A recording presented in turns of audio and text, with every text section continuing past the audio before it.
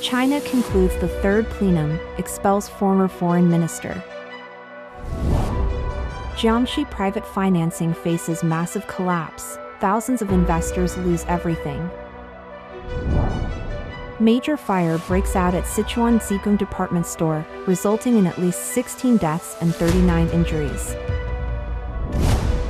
Reports of increased sudden deaths due to myocarditis in Xiaogan, Hubei.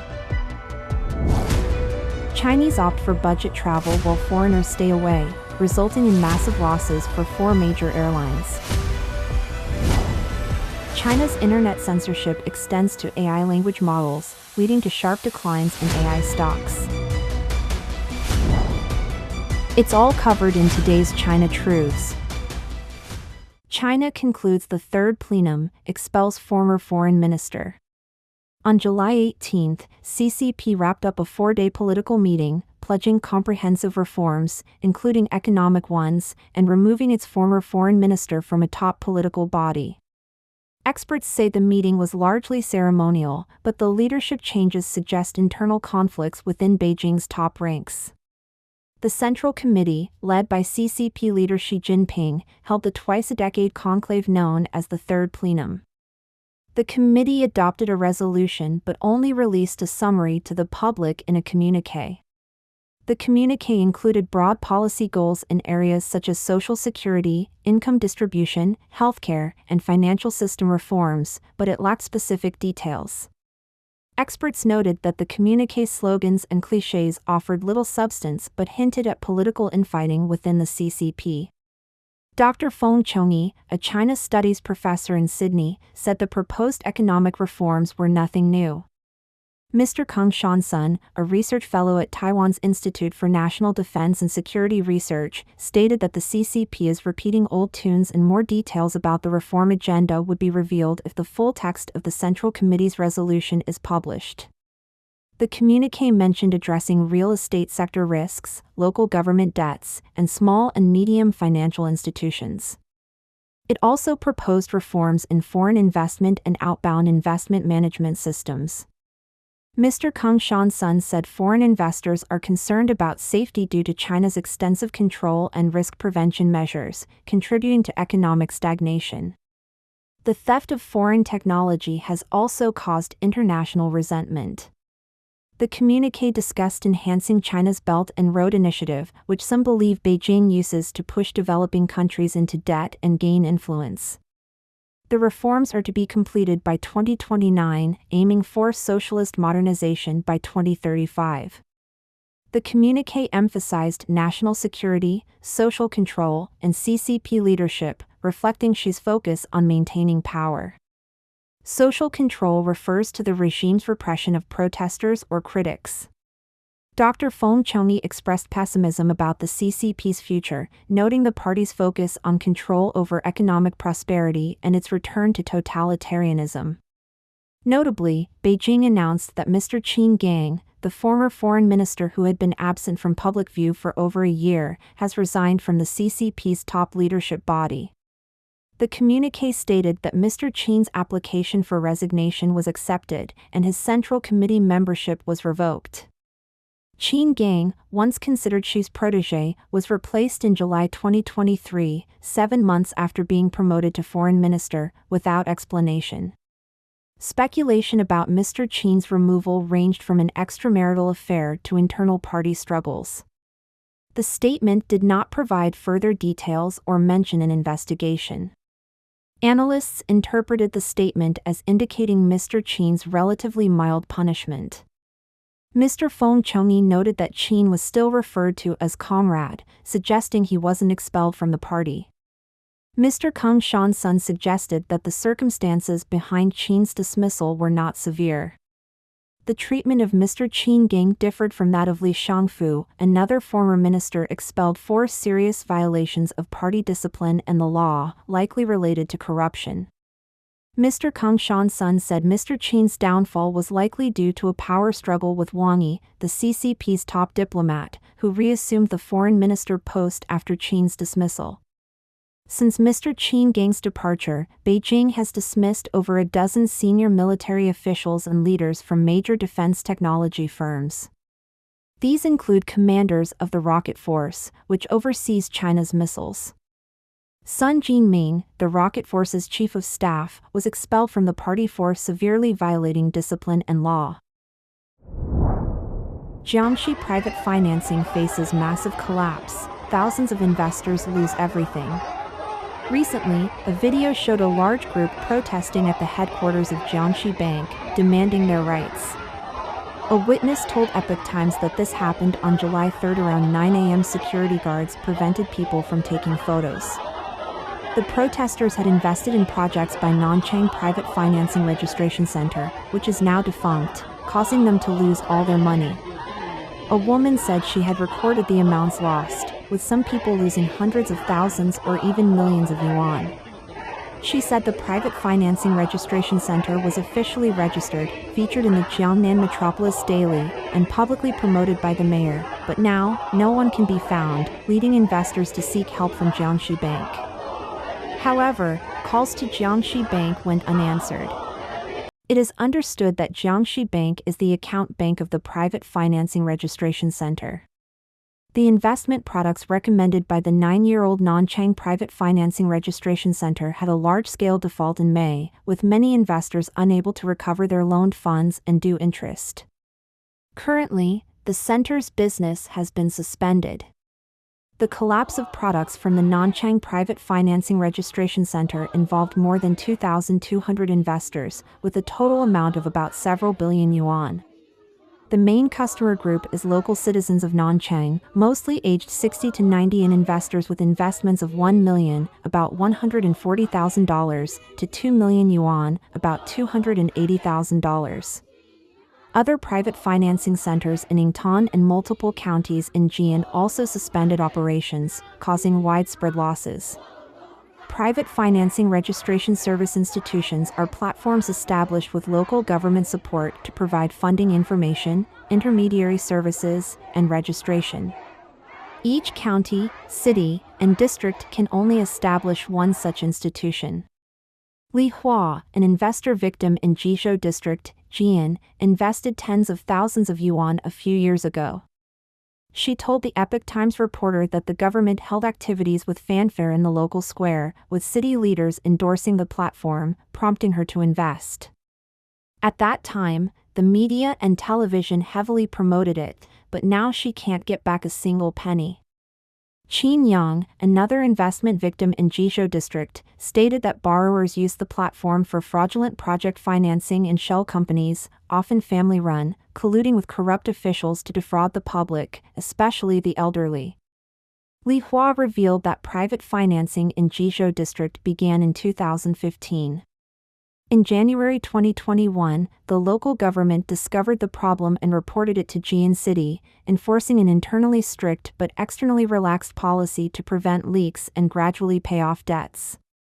However, they did nothing and helped company bosses transfer assets over 15 months, ultimately declaring them defaulters with no assets.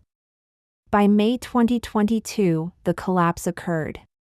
Investors have been protecting their rights for 2 years without success, leading to arrests and sentencing. The authorities classified the case as illegal fundraising. After the collapse, the local government organized a campaign against illegal fundraising, causing the public to smash the signboard. Before the collapse, 139 people with insider information withdrew their loans, leading more uninformed people into the trap. Among these were officials endorsing the Jizhou District Private Financing Registration. Investment victims suspect interest transfer issues, and Li Hua said the ordinary people were most harmed. Li Hua lamented that both the public and officials have lost faith in the government, no longer believing in its statements, including financial innovation. It was learned that 634 lenders in Jizhou District were involved, with a total loan amount of 239.72 million yuan, about $33 million, mostly retired elderly people. In Jiangxi City, hundreds of victims were involved, with a loan amount of 190 million yuan, about $26 million. Li Hua said there are about 2,000 to 3,000 victims in Jian City, involving tens of thousands of families, with a total amount of tens of billions, about $2 billion. For a fifth-tier city, it's an astronomical figure. Major fire breaks out at Sichuan Zigong department store, resulting in at least 16 deaths and 39 injuries. According to a report by China's mainland media, the paper, on the 18th, a fire erupted at 1800 hours on July 17 at the Jiangxi department store located at 184 Dangui Street in the high-tech development zone of Zigong City, Sichuan Province. The latest notification from the Zigong High-Tech Zone's Bureau of Ecology and Emergency Management stated that the fire rescue operation concluded at 3 a.m. on July 18th, and no one was trapped on the scene. The fire resulted in 16 fatalities. A total of 39 injured individuals were admitted to hospitals in Zigong City, with 3 in critical condition. Online videos show thick smoke billowing out from the terraces on various floors of the building, interspersed with flames rising high into the sky. Authorities stated that preliminary investigations suggest the fire was caused by construction work. Relevant responsible individuals have been taken into police custody. The paper's report noted that Jiangxi Group Company Limited was listed in a fire safety non-compliance list published by Zigong City's Fire Rescue Brigade on July 9 this year. The list also included 678 other units that failed fire safety inspections. Chinese business information reveals that Sichuan Jiangxi Group Company Limited, formerly known as Zigong Jiangxi Industrial Company Limited, was established in 1996 and is located on the 7th floor of Jiangxi Book City at 184 Dangui Street, Xiaogan District, Zigong City. Maps show this address is within the Jiangxi department store. Local residents informed the paper that the Jiangxi department store was developed by Sichuan Jiangxi Group and currently has parts of it in idle state. There used to be a supermarket, with offices above the 6th floor. Nearby residents also mentioned that most areas of the Jiangxi department store are vacant, with only the restaurants, billiard room, tea house, and the supermarket in the basement still operating. Strangely, in its announcement, the Zigong High-Tech Zone's Bureau of Ecology and Emergency Management advised the public not to believe or spread rumors. This prompted some netizens to speculate if it might be related to some conference. This year, China has seen frequent fire incidents causing significant casualties. Reports of increased sudden deaths due to myocarditis in Xiaogan, Hubei. Recently, there has been a rise in myocarditis cases in mainland China, showing a trend of affecting younger individuals. According to online reports, the number of sudden deaths due to myocarditis in Xiaogan, Hubei, has increased, including many minors. Some netizens attribute this to the after-effects of COVID-19 or its vaccines.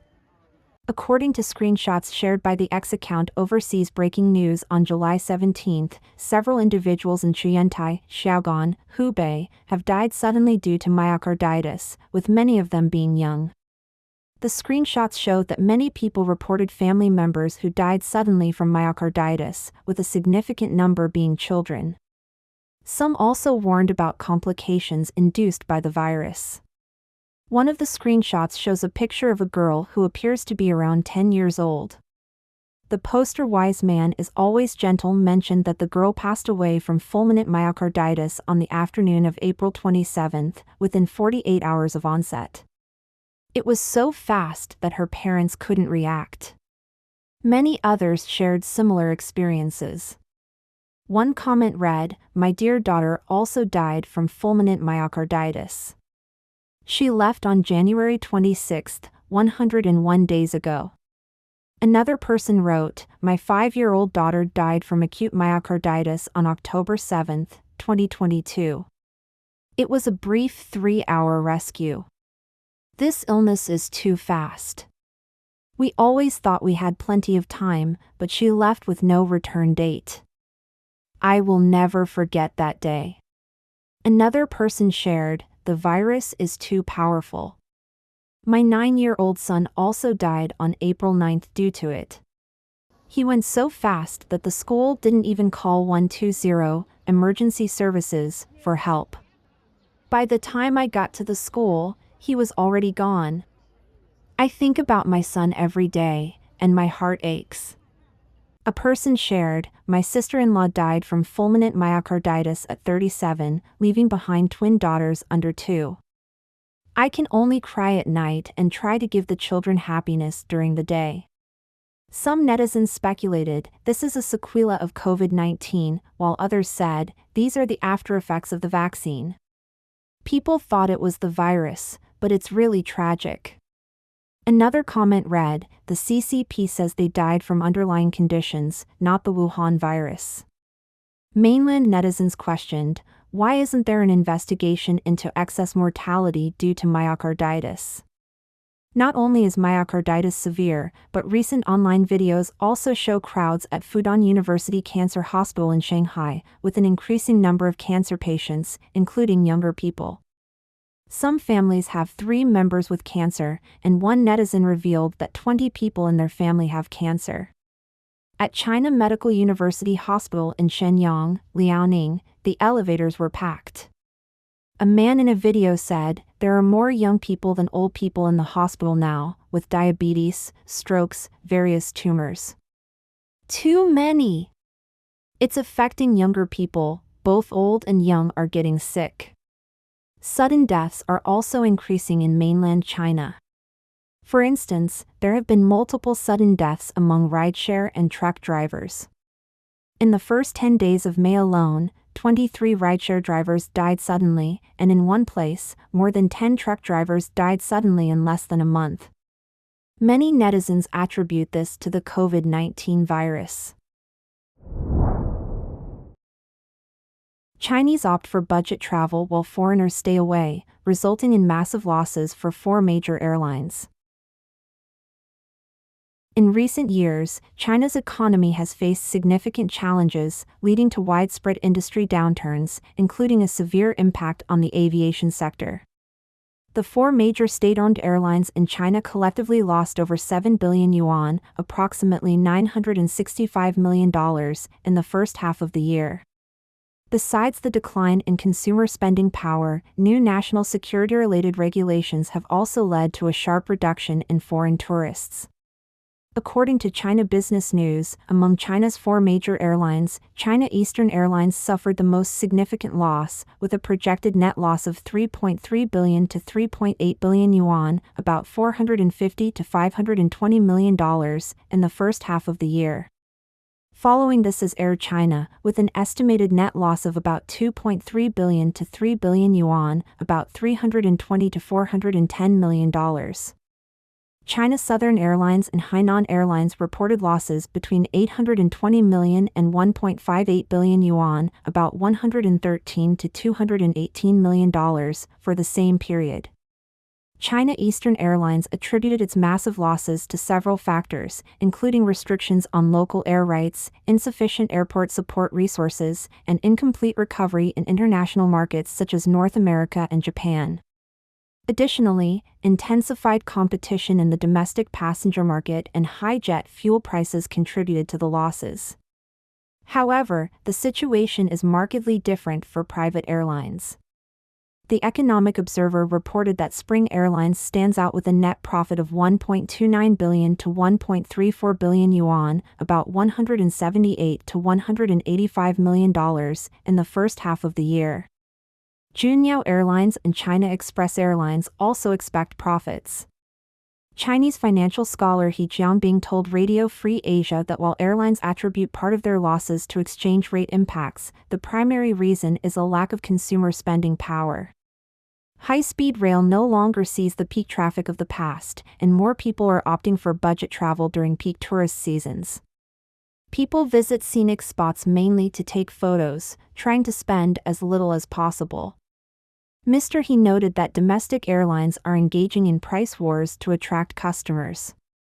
Domestic demand is very insufficient, with heavy discounts on air tickets during golden weeks and possibly worse during regular times. Internationally, the number of foreigners visiting China has sharply decreased, especially after the implementation of the new national security law. Countries like the United States and Taiwan have issued travel warnings, negatively impacting foreign tourism. Data shows that the number of foreign tourists is far below previous levels. In 2019, nearly 98 million international tourists visited China, but by 2023, this number dropped to 35 million, including business travelers and students.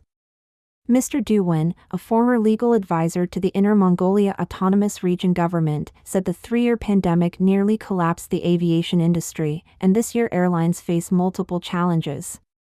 Rising international oil prices and exchange rate fluctuations have significantly increased costs.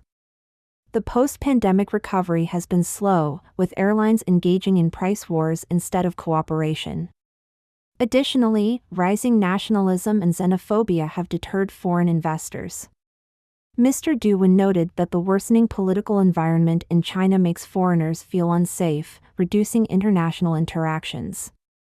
Strict controls on public officials traveling abroad, including passport confiscations, have also led to a sharp decline in passengers despite an increasing number of airplanes. He believes current losses are just the beginning, with restructuring, integration, and bankruptcy likely inevitable. On July 18, the Financial Times reported that Chinese government officials are testing AI language models from various companies to ensure they reflect core socialist values. This marks the latest expansion of China's censorship system. The Cyberspace Administration of China, CAC, has mandated large tech companies and AI startups, including ByteDance, Alibaba, Moonshot, and 01.ai, to participate in compulsory government reviews of their AI models.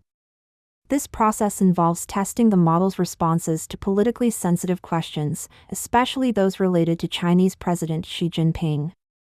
CAC officials from local branches across the country conduct these tests, including reviewing the model's training data and other security processes. 20 years ago, China introduced the Great Firewall to block foreign websites deemed harmful by the CCP. Now, China is implementing the world's strictest regulatory regime to manage AI and its generated content.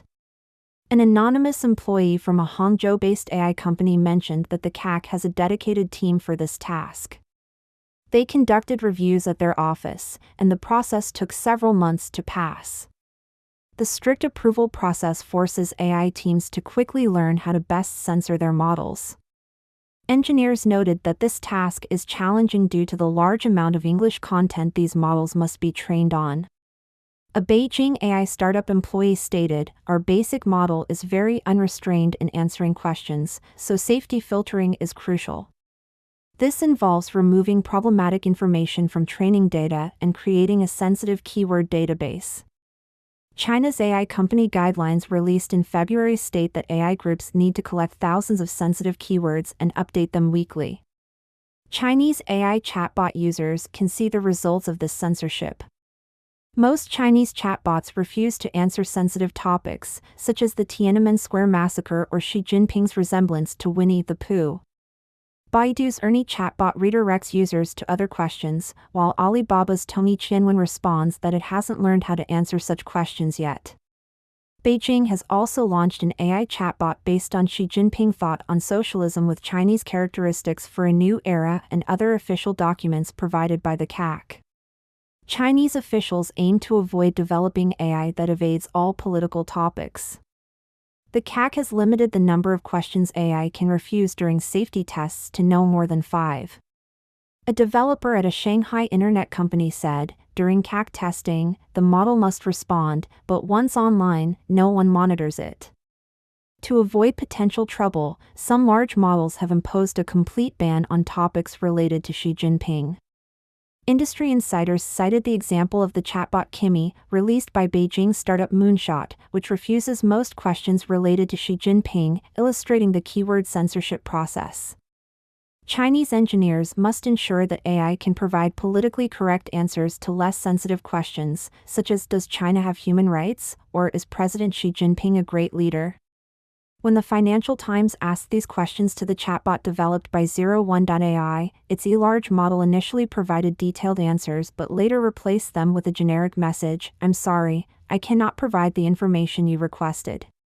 Following the Financial Times report, several tech and AI company stocks were affected on Thursday.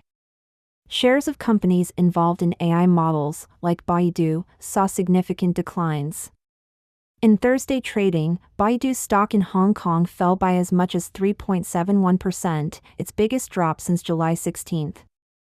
Alibaba dropped by 1.2%, also the largest decline since July 16. Senstime's stock fell by 2.24%. Meanwhile, iFlyTech's shares dropped by 2.1%, and Kunlun Tech fell by 4.3%. Don't forget to comment in the section below to share your opinions on today's topic with us. If you find the information helpful, please share this video with a friend to watch together. This will be a great source of motivation for our team to produce more and more quality and reliable videos. And also don't forget to like and subscribe to see more interesting topics from China Truths. Thank you for tuning in.